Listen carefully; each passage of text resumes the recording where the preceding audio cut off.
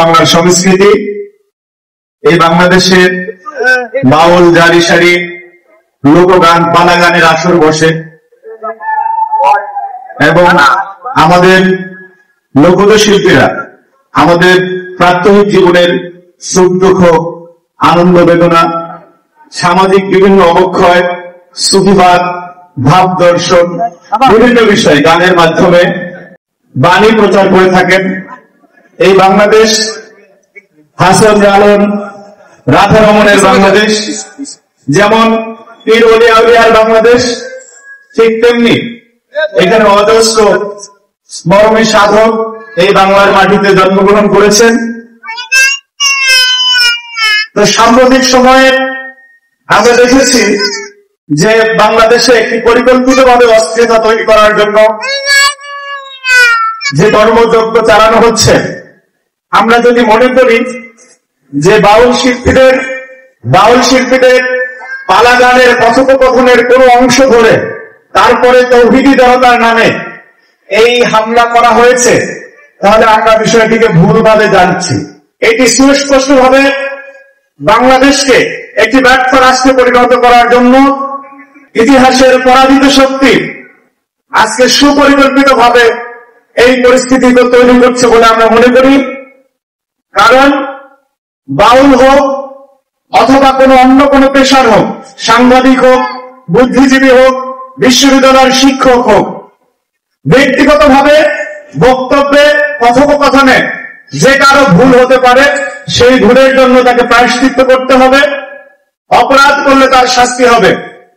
কিন্তু সমগ্র বাউল সম্প্রদায়কে যেখানে পাবে সেখানে মারতে হবে, তাদেরকে দেশ থেকে বিতাড়িত করতে হবে, এটি কোন ধর্মীয় রাজনৈতিক দলের বৈশিষ্ট্য হতে পারে না।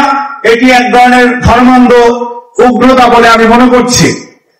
সুতরাং যে বাংলাদেশে আবহমান কাল ধরে লোকজ সংস্কৃতি চলেছিল, আমরা দৃঢ়ভাবে বিশ্বাস করতে চাই যারা একটি বিশেষ পরিস্থিতি তৈরি করে বাংলাদেশকে গণতান্ত্রিক মহাযাত্রায় উত্তরণের পথকে বাধাগ্রস্ত করতে চায়, তারা এই জঘন্য কর্মকাণ্ডের সাথে জড়িত।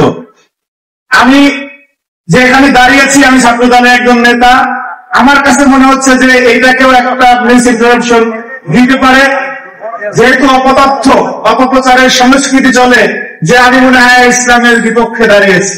আমি মুসলমানের সন্তান, বাউল জারি সারি যারা গায় তাদেরও প্রত্যেকেরই ধর্ম আছে, কিন্তু কোন ধর্মে কাউকে এই ধরনের লাইসেন্স দেওয়া হয় না যে আপনি ইচ্ছা মতো কাউকে পেটাবেন, সমাজ থেকে বিতাড়িত করবেন।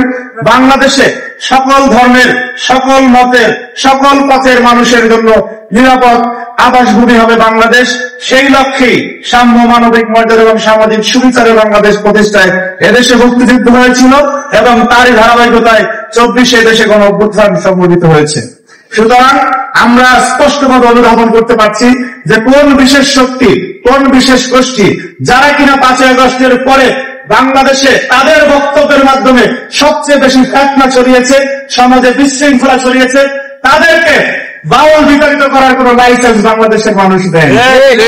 সুতরাং তারই প্রতিবাদে আজকে এই যে প্রতিবাদী গান অনুষ্ঠিত হচ্ছে, সেইখানে আমি ব্যক্তিগতভাবে একজন সংস্কৃতি মনা মানুষ এবং সমাজের সচেতন মানুষ এবং বাংলাদেশ সন্ধি একজন নাগরিক হিসেবে আমি সংহতি প্রকাশ করছি। সবাইকে ধন্যবাদ। আমরা বাংলাদেশে এই অরাজক পরিস্থিতি তৈরি হতে দেব না, ইনশাআল্লাহ।